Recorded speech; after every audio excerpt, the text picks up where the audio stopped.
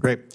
Well, I am sitting in for Chairman Graham, and so I get to go next on questions as well, so I'll pick it up from there. But I want to thank the ranking member here and the chairman for holding this hearing, and Mr. Bishop for your willingness to serve in this role for our country. We had a great discussion when you were in the office last week, and when Director Vogt came before this committee, we talked a lot about the consequences of Biden administration's flood of federal regulations and the reckless spending, and I think you've talked a little bit about that. Last week, I actually joined Elon Musk and a number of my colleagues getting an update about what the Doge has been doing.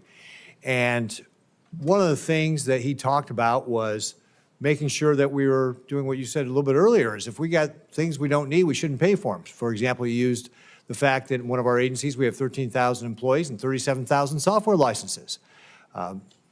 The senator from Virginia just referenced Social Security, but I think Mr. Musk in that meeting said we have 22 million people that are on Social Security that are too old to be alive, and I think that's what the president was highlighting last night in his State of the Union address. And the fact that we've got 4.6 million credit cards out there, but not that many people work for the federal government. All those things leave open the opportunity to be able to find ways to do a better job. And in fact, it's that kind of business approach and frankly common sense that I think is so refreshing about having Elon Musk and the Doge there. One of the things we discussed was Lean Six Sigma, which is what I implemented at the state of Nebraska. And it's a process improvement methodology we discussed about how you can actually have fewer people and do a better job providing services because you leverage better process and better technology. That's what we did to be able to reduce we did about 1,000 projects, saved about 900,000 hours of our teammates' time. We got $100 million in hard savings that way. And now part of the Doge caucus, I'm excited to bring some of those process improvement ideas to how we run the federal government.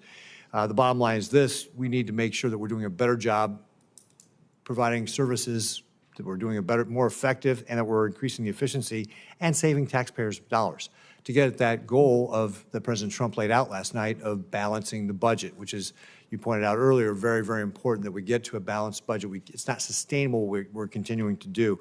When your interest payments are more than what you spend on national defense, you've got a problem. We need to acknowledge that, and we need to address it. Elon Musk in our meeting said he wants to cut $1 trillion out of the federal budget by fiscal year on a run rate, fiscal year 2026.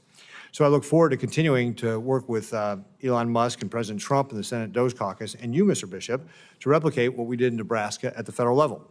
So, Mr. Bishop, are you committed to increasing government efficiency and saving American taxpayer money? I certainly am, Senator. Great. That was an easy question. Not a trick question. Easy. All right, good.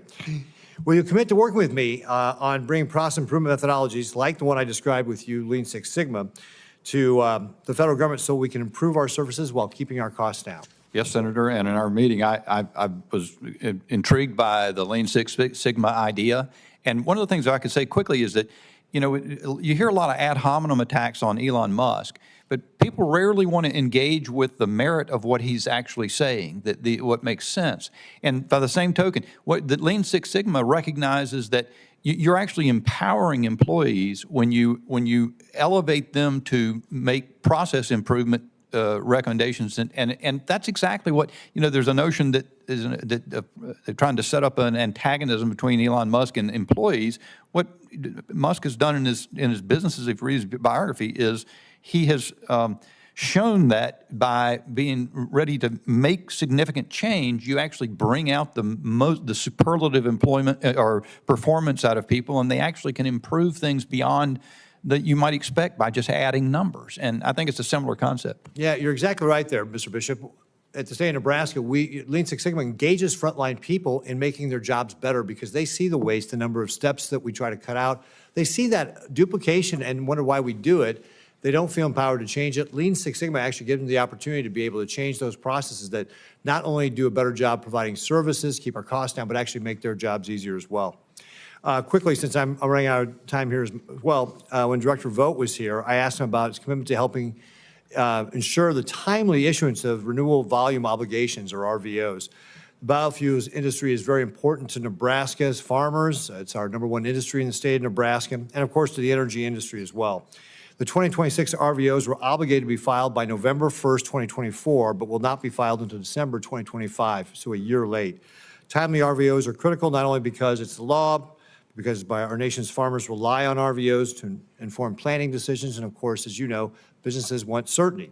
So, Mr. Bishop, will you make the same commitment to me today to help expedite this process and ensure the timely issuance of RVOs? Yes, Senator.